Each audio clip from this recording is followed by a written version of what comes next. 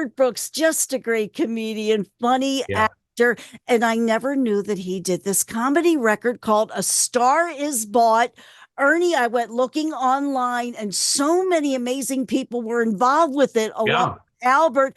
And one person in the comments section said, I used to play this on college radio. Yeah, yeah, I remember, well, I remember when it came out because we did it. Yeah. But I was a big fan of Albert's and Harry Shearer, who was, he co-wrote this album and did this album with Harry, and they used to come over to the office all the time. And you talk about the people that were on this album. Albert King, David Geffen, Emmylou Harris, Harry Nielsen, Alice Cooper, Linda Yes. Ronstadt, Mickey Dolenz, Peter Tork, and Lassie. I know, I Barkley. know. Yeah.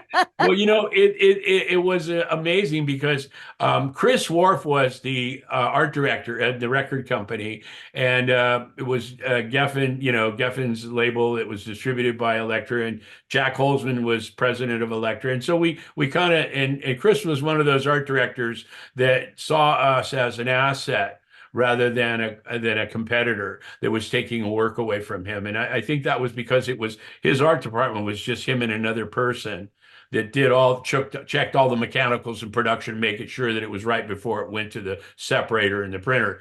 And so he was very friendly to us. And when we got this album, it was because Albert was a friend, was a fan. Not only Albert, but Harry Shearer were both fans of Pacific Pioneer and the work we were doing. And I mean, that was really something for me because I was fans of both of them on Saturday Night Live. And, I mean, Albert was a really, you talk about off the wall kind of guy, Albert Yeah. Einstein, his last name was really Einstein.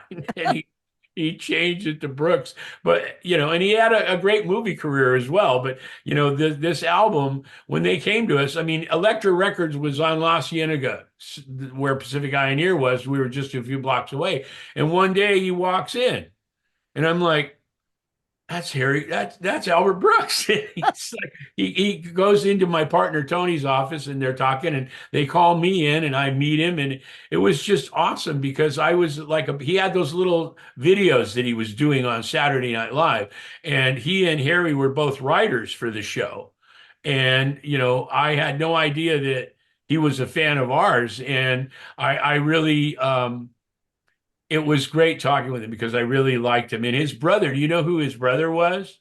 It was Super Dave. You remember No, I Super didn't Dave? know that. No, Yeah, Super wow. Dave was one had the little Asian assistant. And he'd drive a car 100 miles into a brick wall, and he'd get out of. He did all these crazy stunts and stuff. And that was his brother. That was his older brother. And so they both, were kind of talented guys. But when Albert came to us with this album, A Star Is Bought, I mean, it goes right along with his humor. That's kind of how he was. He was like, with this album, the old saying, you can't be all things to all people. Well, he wanted to disprove that with this album. You were an ex-disc jockey. He did all these spots where you Yes. would, yeah, where you could just slug in your own, you could cut and paste and slug in and and even on, well, when he came to us, he explained this idea of being all things to all people. And he needed something, it wasn't an elaborate album because this was his first album. He didn't really have a big career in music and records and even comedy. I mean, his thing was more video and writing. And when he explained the idea of how basically he wanted to be all things to all people. So I came up with this idea of, he really liked the Carpenters album. If you remember the Carpenters album that had the portrait of them and the cover folded over and it tucked in, it stood up like a photograph that stood up, but it was an elaborate construction. The art director there, the creative director, actually Roland Young at A&M Records, was also, we were friendly, but he would never give us any work, but we were friendly, just like him and George Osaki. I mean, there were a few of them, Ed Thrasher, that put up with us. Instead of trying to fight us, they kind of just tolerated us because the groups had the control. Anyway, Harry and Albert were fans of that album cover that was it folded over and tucked in, and you could sit it up like a photograph that you would have a family photograph in the house. But he didn't have that kind of a budget. And so what I did was I came up with this idea of, hey, let's make it like a frame. Let's make the album like a frame. And this is the front cover. Okay, and it's got this design like a deco frame, and it's got the little things in the corners where you normally put the photograph in. And then you let people know that on the inside there's a free photograph. And the way he addresses it, it's like, hi, to single any one of you out individually would be a big mistake. Best wishes, Albert Brooks. So it's like, and the hand you see him shaking over here, that's my hand. That is really Yeah, something. and I'm he's so glad sitting. we have the video that goes along with this. Yeah, and he's sitting at my partner Tony's desk in Pacific Pioneer, and so he loved the idea. When he came back with Harry. Okay, the next time he came, because he told us what he wanted, let us think on it, and I think it was a few days later he shows up. He wanted to know if we had anything for him yet, and meanwhile, everybody's busy as hell in the art department. We've got like 6 people now in the art department, and everybody's between the corporate work and the album cover stuff. At this point, this is like 1975. We were doing about anywhere between 4 and 6 album covers a month, along with the corporate work. And a lot of those album covers involved illustration. And that's why we had so many illustrators. But you know what, Joyce, when I sent you that picture, you saw all that stuff was artwork. We did some photography, but all that was artwork. And when I set that all out and I saw it, and I'll send you the picture so that if you want to put it up for our neighbors here so they can get a glimpse of it, it's breathtaking. It's amazing how we were able to do the quality of work that we did in the amount of time that we had. I mean, when you think about the Welcome My Nightmare album for Alice Cooper, that took Drew about 4 days to paint in oil. Meanwhile, we're doing everything else. So all my illustrators are busy. I'm working on this package for Albert, and I come up with this idea of a signed 8x10 glossy that'll be inside with the album. And he can, and he came up with this thing about to single any one of you out would be a big mistake. I love you all. And when you play as a disc jockey, like I said, when you play those cuts where he's doing the tag in or with a bumper for the radio station, and no matter where you are, you could put it together like he's doing it for you. So Brilliant. and, yeah, exactly. And Harry, I got to tell you, those guys were crazy. They were nuts. And Albert was sharing a house with Linda Ronstadt up in the Hollywood Hills. So we went up there and met her and, hung out. I mean, it was really pretty cool. We became very good friends in a very short period of time. And so like I said, when he saw this concept, he loved it. But, the other thing that you need to know about this package that made him love it even more, and I'm going to jump to the back cover. It's hard for you to see. This is the back cover. Okay, so it's a front and a back album cover. It's printed on board, which is great, but there is no elaborate extra panels that fold out that'll make it. So what I did was, and I'll send you a close-up of this. You can't see it, but there's a die cut on this back cover that is an easel that pops out, and it's got a little thing that comes down and locks the easel in place. So even when the record's in it, it still stands up like the Carpenters album. And then you take this glossy, and there's die cuts where these little tabs are that hold the picture in on a photo album. There's little L-shaped die cuts so that you can actually slip the glossy into the front cover and set it up. That is great. See, you keep intriguing me because I keep thinking every time when we do these segments, I like everyone. I'm like thinking, oh, that's the one. That's the one. Now this one really takes precedence. Well, not only for the concept, but just what you've done with it. You really capture what he wanted too. Oh, absolutely. I mean, he loved it. And I mean, I could have very easily come to him and said, okay, it's a front and a back. We'll put a picture of you on the front. We can make that glossy be already printed on the front cover, looking like it's a picture sitting in there, and that little burst that says free, we could either get rid of it or put it on there somewhere smaller. But the whole idea, the cool thing about this, like the Carpenters album, which is, by the way, a construction that's really ingenious, but there are a million old time photographs that had that same easel flip over and sit up. I mean, it was something that had been done in the 30s and 40s. But again, Roland being the creative director and the Carpenters being who they were, he was able to get that extra, construction happening, and it was a good construction. It was a good idea. But this, how do I? It's got to be more than just a a picture of him already in a frame that looks like a frame that's just a front and a back album cover, or having it be a glossy that's inside with a different cover altogether. It needed to be the kind of thing where I knew that he would love it if somebody had the ability to put that glossy in there and sit it up and can't leave it up. That's his sense of humor. I mean, being all things to all people, I mean, that's just crazy. Everybody knows you can't do that, but we tried in every way that we could to make this the kind of thing. And again, interactive. It's just a front and a back cover.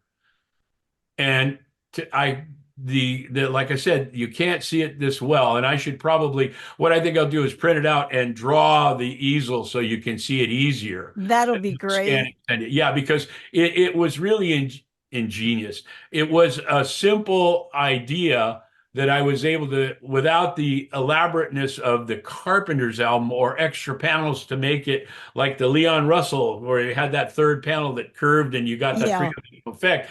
This was, this was a low budget production because they knew they weren't going to sell millions. Okay, so the record companies, even though the groups had control, there were certain limits that the record company would put up with. And I'm sure is not, being assigned artist to, Geffen Records, even though, David Geffen was very powerful, there is a reality to how much you're going to spend on a package, whether it's a nickel, 15 cents, or a quarter, or whatever. You have to take into the reality of, well, are we going to sell 100,000 of these? Are we going to sell 200,000? Are we going to sell 500,000, a million? Is it going to go gold? Probably none of those, because he had a niche market. Albert Brooks, like he was in his movies. Did you ever see Defending Your Life? I did not see that. Where I Oh, really saw him was like Private Benjamin and Mother with Debbie Reynolds. yeah, and he was also in Taxi Driver.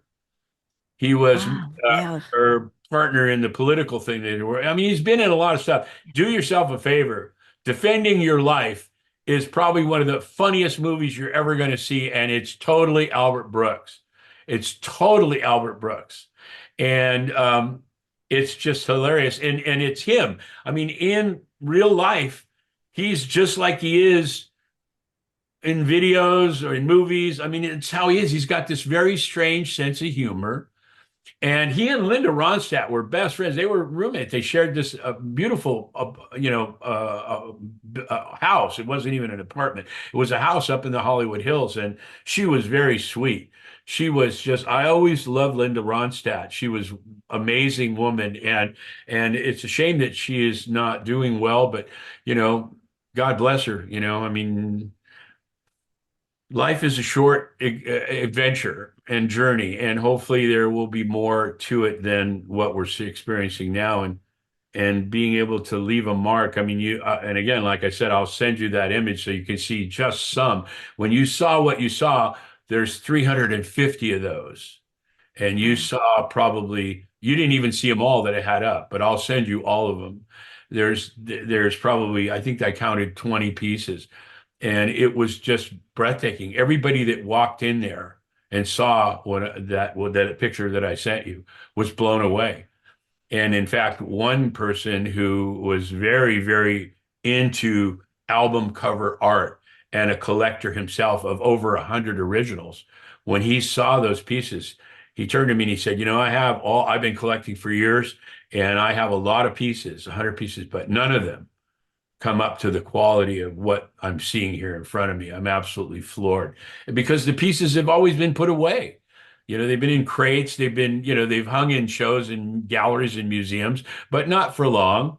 And yeah, a year and a half was the longest, which was quite a ways. And I was missing my originals. It was like my children, I mean, I know each one of them by name, and I put them to bed, and it's kind of crazy. I'm kind of crazy like that. But Albert was a unique individual that was brilliant. He was really, really smart. And when I showed him this idea, and I actually cut a dummy comp, a white comp, and I had the easel on the back, and I'm showing it to him, and it's a blank, and I got it. He's got a sketch, right? And it's this blank album cover, and he's looking at it and going, "Well, it's just the front and the back." I said, "No," and I popped it out and put the little lock on it and set it up, and he and Harry, they just looked at each other and just burst out. I mean, it was one of those experiences that I will never forget, um, because I had so much respect for him and his creativity. I mean, he's a really creative guy, but in a way that you wouldn't ever expect.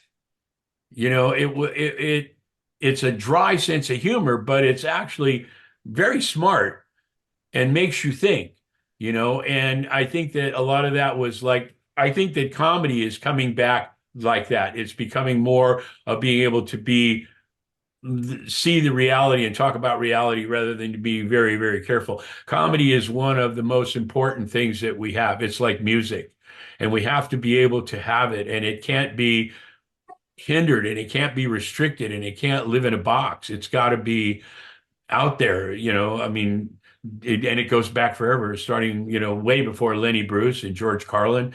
I was very good friends with George, and he was always on, and he was so, I'm amazed at how many of his bits I see on the internet. I mean, his stuff is real, real popular, and he's talking about it 10, 15 years ago and longer, and it's happening today. Yes, that You know, that's the thing that made him so brilliant. Yes, yes, and Richard Pryor and a lot of Godfrey Cambridge. I mean, there were a lot of really amazing comedians, Burns and Schreiber, that changed it, and now it seems like it's coming back. I think life is like a pendulum. It swings one way, and then it always swings back the other. And if we go back and look through history, we'll see that how it just does that, and there is a balance.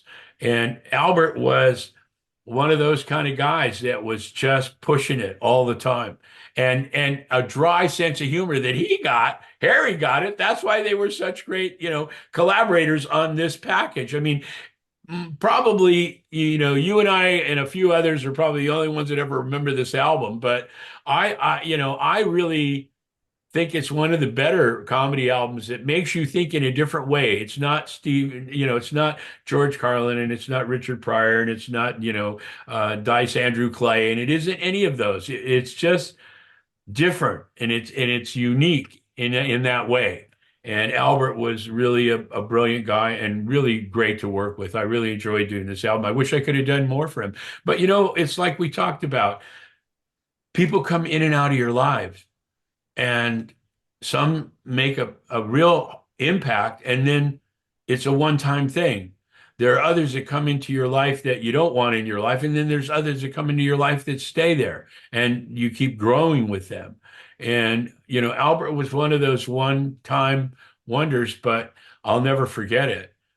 He was an amazing person. Harry Shearer, another brilliant, amazing person. He was great in what do you call it, in Spinal Tap.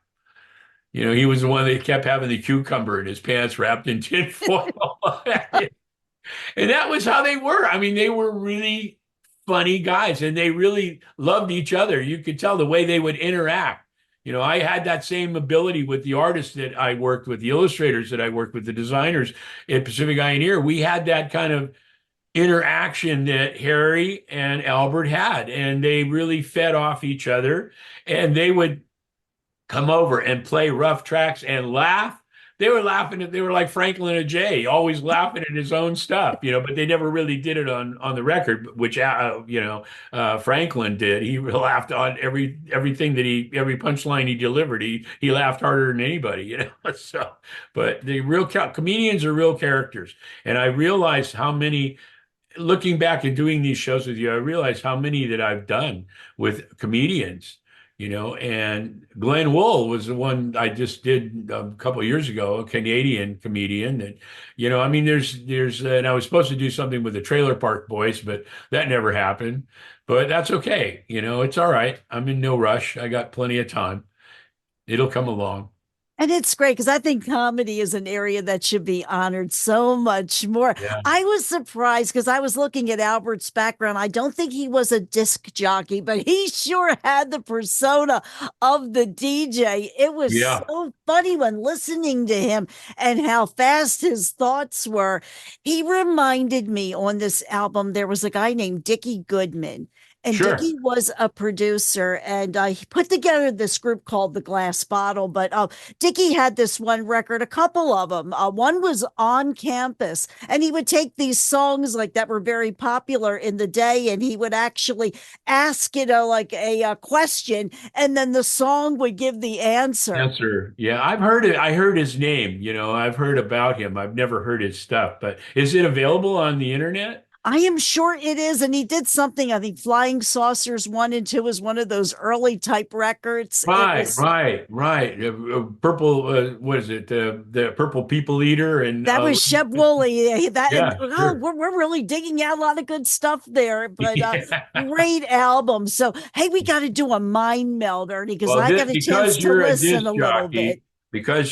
jockey, you should do the pick on this. All righty. What really got me was the phone call from outer space and having Lassie on there. That Yeah, was funny. That was yeah. really That's a funny. good pick. That's a great pick. And I You know, think there were like songs, they were like fake songs that were and bringing all those wonderful performers in there, like Peter Tork and yeah, Linda. That was Alice. that's great, Alice. Yeah.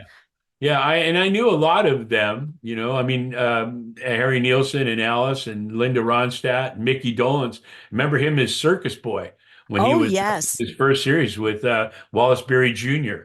And he's been around forever. I think, and in knowing Davey, I knew Davey really well because he lived behind Dean Marion, who was our production artist. He lived in a little guest house, and he was also on the Hollywood Vampires, the softball team. And I think that the Monkees were amazing group that really let people know that they weren't just phony because there was all that stuff about how they were put together by, they yeah. didn't really know each other and they didn't know how to play their instruments. But you know what? They had some really great songs. And Davey was a wonderful, wonderful person. He really was. He was so genuine and so humble. He was really, really humble. And like I said, I met him because he lived behind Dean, and then we were all on that Alice Cooper Vampires, that first, adaptation of the Hollywood Vampires softball team. And that's when record companies had softball teams and they would play against each other and, that kind of thing. And Alice had the Vampires, and I played in a few of the games there. I mean, it was fun. And, what's his name? Kay Lenz and David Cassidy. David Cassie and his brother Sean, they were on the team. I mean, it was, and Mark Volman, Howard Kalin, all those guys it was fun. It was really fun knowing all of them. And Alice, I think Alice was kind of one of the links that we all came together with, and Shep. I mean, they were really amazing, and Alice was really easy to work with and a great guy that was more than willing, even to this day, to discover new talent, help them out, helping children with the music and stuff. I mean, he's really a genuine person who's That is gone so gone nice to to hell and know. back. Yeah, I Yeah. messed up. Ernie was actually Party from Outer Space because there's a Oh, I phone thought call that to there's a phone call on there to too. Americans. That was Yeah. another great one. But it's Okay, Party so from Outer Space. I'm sorry because I knew, yeah, I knew that they were both on there, but I got them mixed up like you did. I So got the well, party and the phone call. either one of those would be great. And it's so wonderful being able to do this. I really look forward to it and being with you and our neighbors. Plenty of room on the block for new neighbors, and we're getting them. We're getting new neighbors all the They're time. wonderful. And Yeah, you and are free rent. Free wonderful. rent. You could come live on the block. No, you never get charged, and you give all these benefits. That's right. We're not going to throw you out, and Ernie, because, we are public radio on WHFC. I just want to thank you so much. We're listener supported, and you're providing an education, not only in the music, but just as a, creative director, you're sharing your journey with us. And I know we have many people, in the college that are studying Yeah. the arts, the design part of it. Yeah. Thank you for the knowledge you are imparting. We really do Just a quick appreciate little you. sidebar to that. My friend who brought us to Memphis and got us to show at the Smithsonian he has a financial company that invests in stuff. And I called him one day and he said, "There's somebody here in my office who wants to talk to you." Turned out that it was this woman who was an art teacher in South Africa, and she taught her students about me and Pacific Pioneer, and she couldn't believe that he actually had me on the phone and stuff. It was so gratifying when people tell you that you made a difference in their life, and the block party is that kind of a vehicle. And Ernie's Corner is just one little grain of sand on the block party beach, and I'm just so proud and humbled by letting you and our neighbors let me be able to do this. I love it. And we just got started. We've been doing this for a year and a half every I week. can't believe it. And Yeah, time just says it. Time flies when you are having fun. That is that's very right. true. Yes, it is. It is. And I have so much fun with you and all our neighbors. And, Facebook is a great link and other social media, but Facebook is really something. It's an incredible vehicle if it's used the right way. And we use it the right way. We So, do. We really, and it can be a true blessing, just yeah. as you are. Thank you so much. This album, and I really invite people to discover it, and Yeah. Albert's still around. We lost Richard Lewis. Yes. That Yeah. that was I very saw sad. that just the other day. I couldn't believe it. They were good friends. I can believe that they They were. were. Yeah. Oh, yeah. Well, they sort of all had that kind of same coming up at that same time. You know, yeah, that was really shocking because I always liked him. I always liked it, always being depressed and stuff. I know. He really made it, and that's what it should be. It was educational, and he educated people about being that way, but yet he was still had a lot of on top of it kind of ability to him, like Albert. Albert's a different kind of comedian. He's not a George Carlin or a Richard Pryor or Andrew Dice Clay or any of those guys. He's his own kind of comedian living in his own world and has let some of us in there. And this album does that.